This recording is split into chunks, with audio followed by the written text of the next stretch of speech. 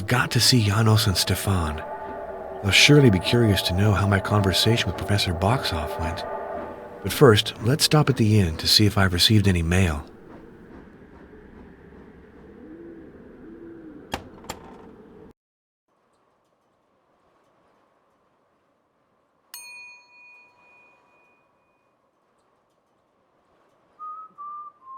Stefan Luca is in the parlor. Let's go greet him. Hello, Father Arno. What news? I've just come from Budapest. I saw Professor Boxoff, and I have to confess that she shares some of your ideas. You see? Are you ready to help me at last? When do we leave for Turkey? I don't think that my superiors would appreciate that initiative. However, I promise that I'll think about it. Very well. I think I'll have to venture onto the path of the dragon alone. I can see that I haven't convinced you, Father. But I'd still like to ask you something. Sometimes I'm scared, scared of the powers I'm challenging. Of course, I do have my Medal of St. Dimitri, but I'd also like to have your blessing. You should know that, at our hostess's request, I've already blessed the room you're sleeping in. Oh? That is reassuring. Thank you, Father. I can see that I haven't convinced... You should know... Oh?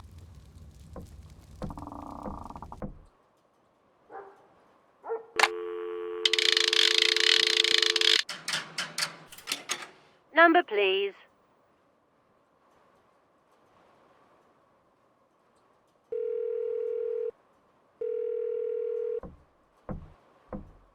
This is Professor Heinrich von Kruger. This is Father Arno Moriani.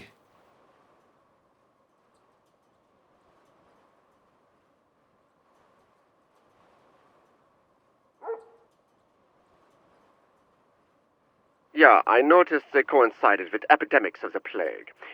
Masses of people died, they were buried quickly, and sometimes when they were still alive. They tore at themselves while trying to escape their coffins. If they were disinterred, their bodies were found bloodied. In short, they made perfect vampires. Cases of premature burial like that aren't uncommon, even today. A colleague told me of a pregnant woman who gave birth in her coffin. The poor lady died of suffocation with her child.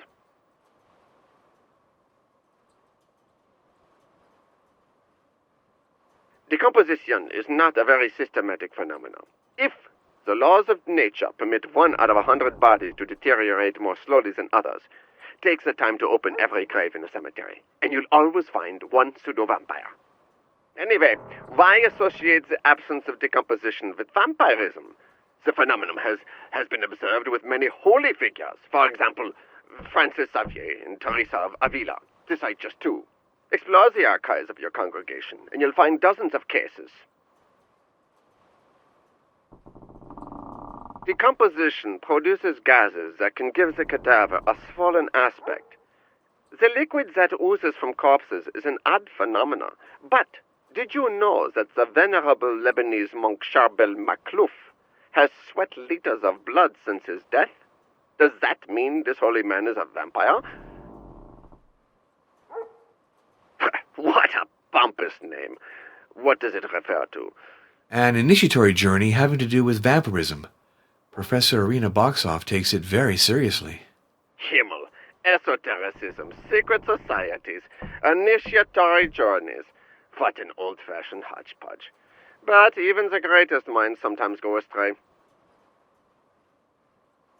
Himmel, esotericism, secret societies, initiatory journeys. What an old-fashioned hodgepodge. But even the greatest minds sometimes go astray. Prophecies. What exactly did the professor say? Great evil will come forth in Germany in some 15 years. There will be massacres and a new world war. And what is the source of these prophecies? The hidden apocalypse of Thomas the Greater. Ah, yeah, the Kabbalistic version. Do you know it? Of course. I also amused myself when I was a student with associations of letters. By the virtue of the law of numbers, once in a while, you obviously have to find a combination that makes sense. You think that all of this is just coincidence? Yeah, and that book can be made to say just about anything. Wait a minute. I'll go get my copy.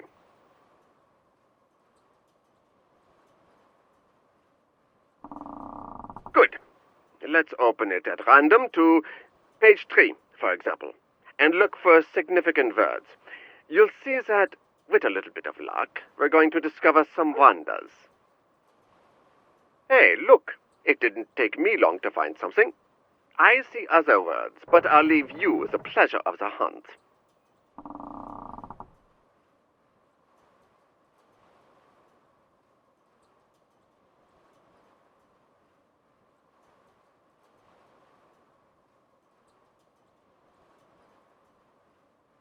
Good fishing, huh? But that's as it should be. When you look for just any old thing, you'll find it easily. Now, let's look at the interpretation. Rising Sun, 1945. Fire from the Sky. I've got a wealth of choices.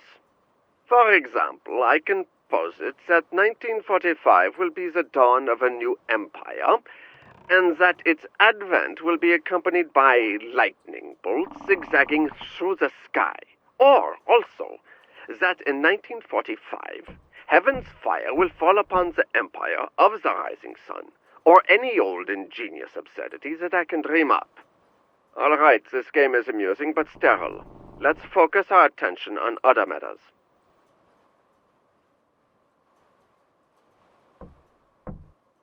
If I can shed any light on them for you. Here it is. In Vladoviste, I met a gypsy who played both cards and dice. Can you describe the games to me? This game is a probabilistic version of the classic rock, scissors, paper. It's clear that the white die has 4 chances out of 6 to beat the yellow one. We could even show that, in general, yellow beats black and black beats white. To improve your chances, let your gypsy choose first, then take the die that beats hers. Goodbye, Professor. Goodbye, Father.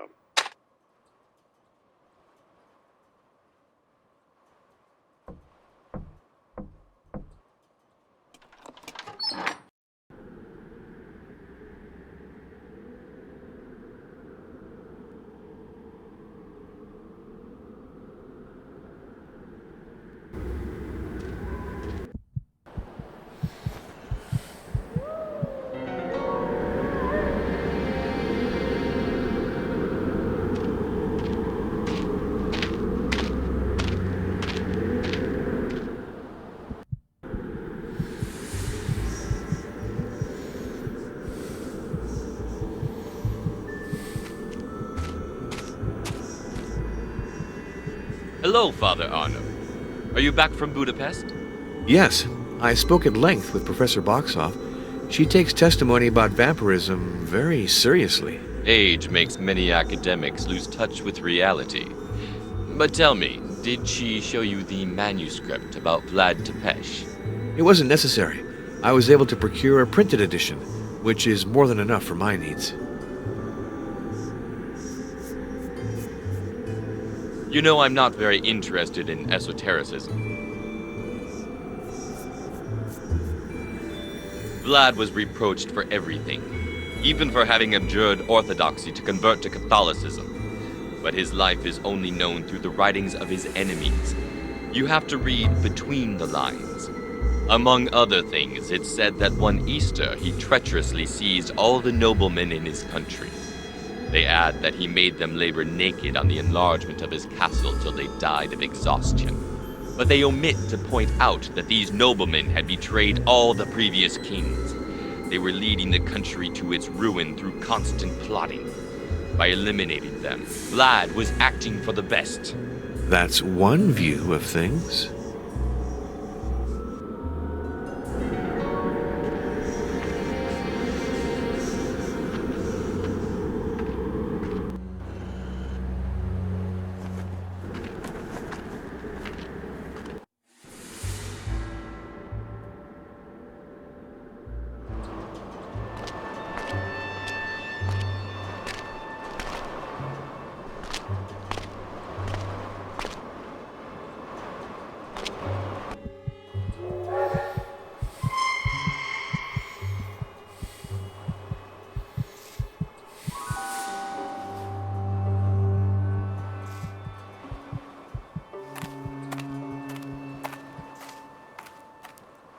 So, you come to pray, Ozana?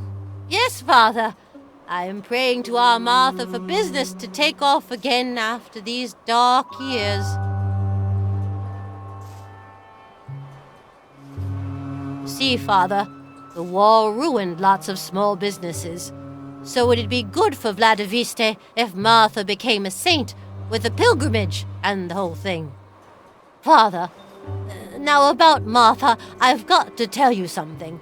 My sister-in-law caught that chest disease. It was just before Dr. Florescu arrived. There wasn't no doc in the village. Well, my sister-in-law touched a scarf Martha'd worn, and she was cured just like that.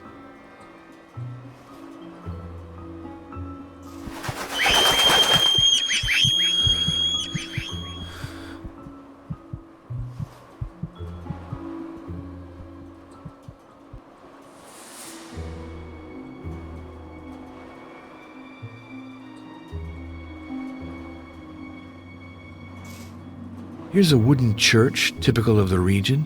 What luck that the bombing spared it.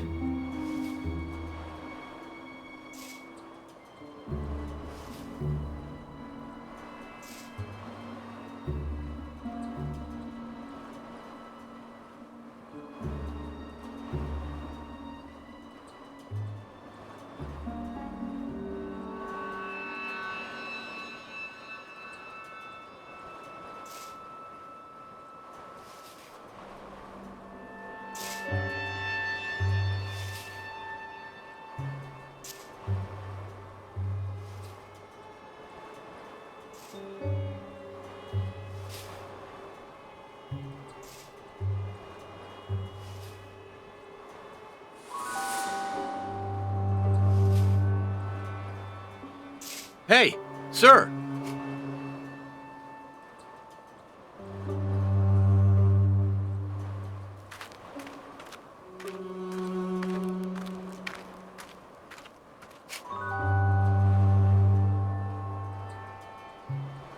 She was found in the dispensary, lying on her bed, calm, like as if an angel had come to get her. We all wanted her to have a real nice burial, but we had to do something simple, 'cause the funeral parlor's been closed since the war. Oh well, he's buried in the corner up there. He was a strong guy, did road work. Still, he passed on real quick. Dead of the cold. Maybe. What's sure is, she didn't die at peace. I'd rather not talk about all that.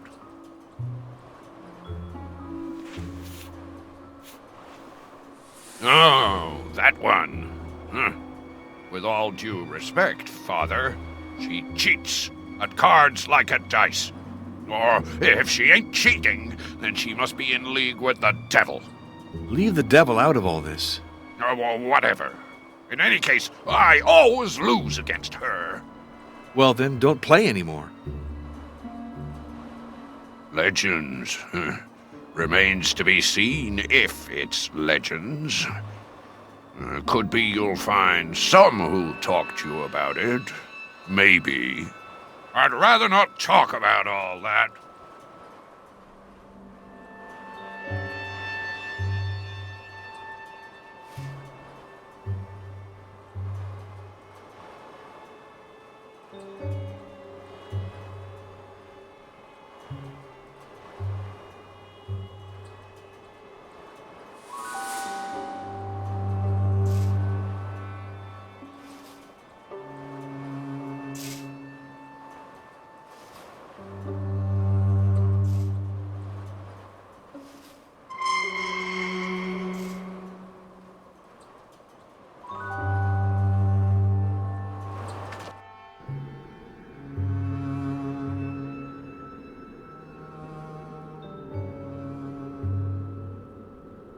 Hey, Yonel.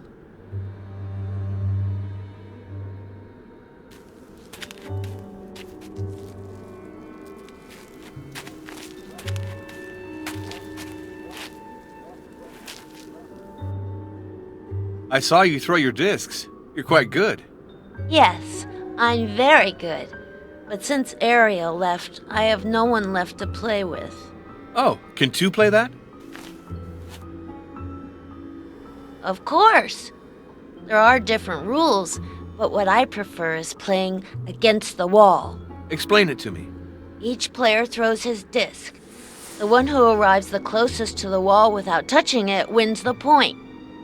The first one to get 2 points wins the game. And if you hit the wall? That's bad luck.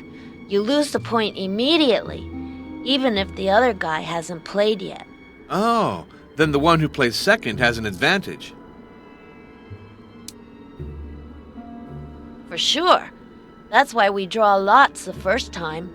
Then it's always the winner of the previous point who starts.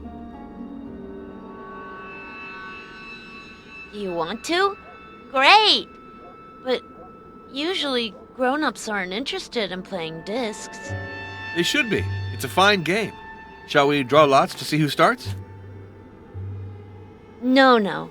Since I know the game so well, it's best for me to start. That'll give you a little advantage. I'm always ready.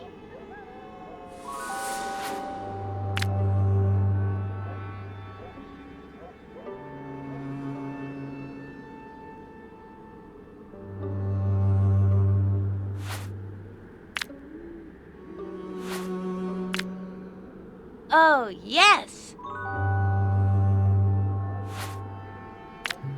I won. That's normal. I've got a lot of practice. I'm always ready.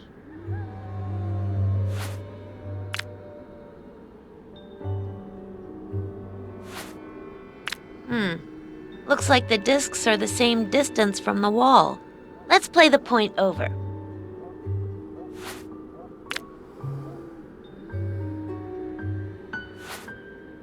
Too long. You lose. Oh, yes. You lost again. But don't worry. I'm always... Oh, yes. Wow. Oh, no way.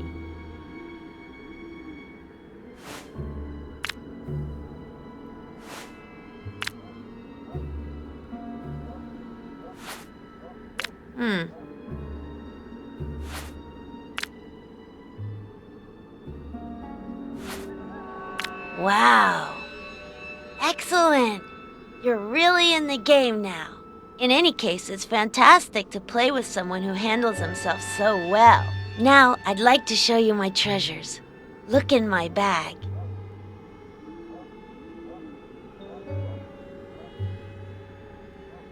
I found that in the attic of a demolished house. I picked up these bright pebbles near a waterfall. That comes from a necklace. The thread broke, but I kept the beads.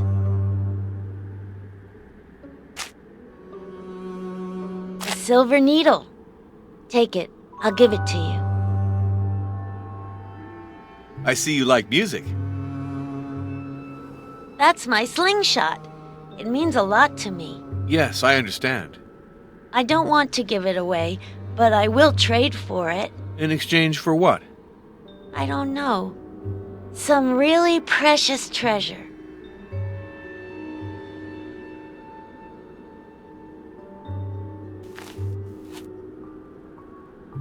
Of course. We played together before the war. Sometimes we'd go to the chapel with our friends. We weren't allowed, but we went there anyway. And then Cedric got sick. He went to the dispensary, to Martha, and then he died. He's my friend. He's great at the disc game. He got sick, but he's not dead. Martha sent him to the coast to cure. Lucky guy.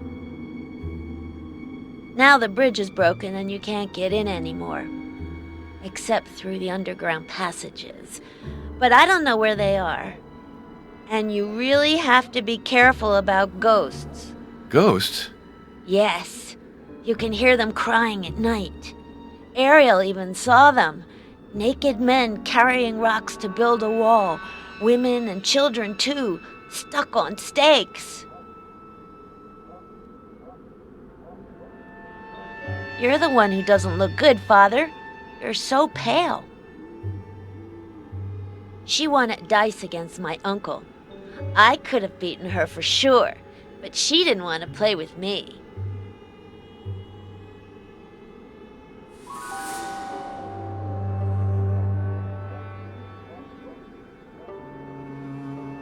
Luana.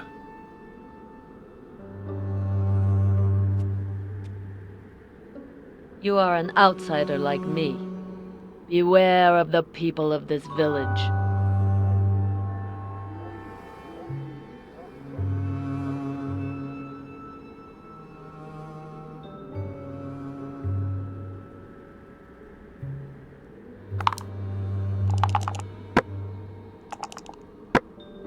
You win.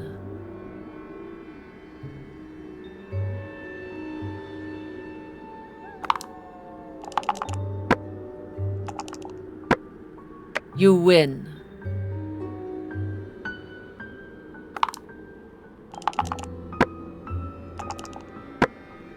You win.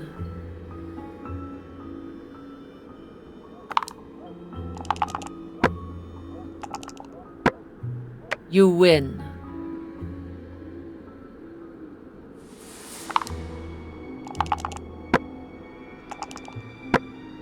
You win.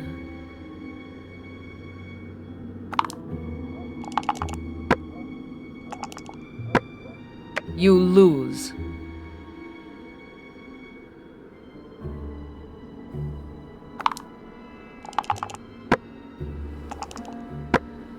You lose.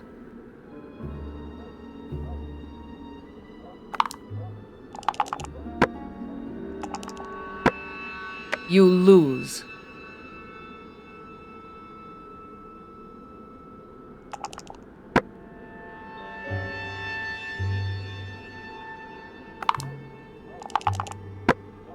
You win.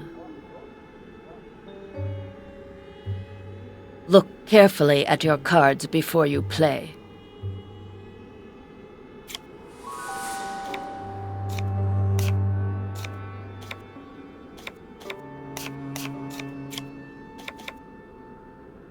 What is the color of the hidden side? Pick up the card. You lose.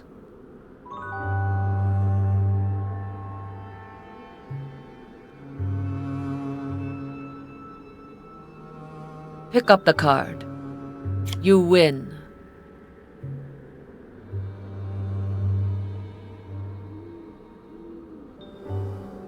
Pick up the card. You lose.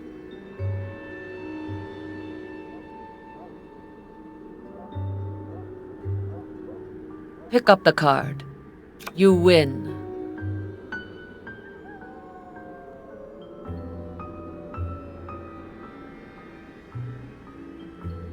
You are an outsider like...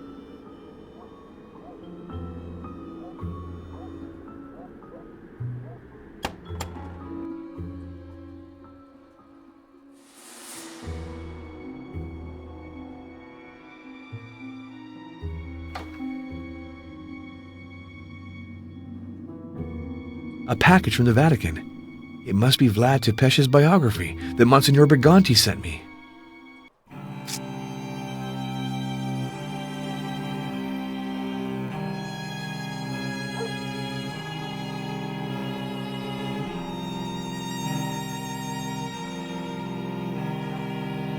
All right, the time has come to call Monsignor Briganti to tell him my investigation is nearing its end. I hope he's in his office.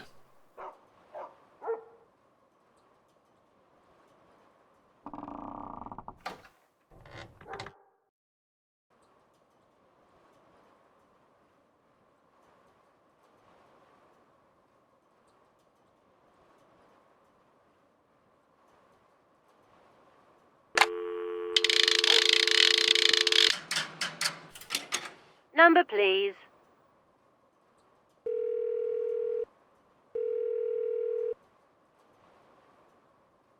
This is Cardinal Felicio Briganti. This is Father Arno Moriani. So, your stay in Budapest. Instructive.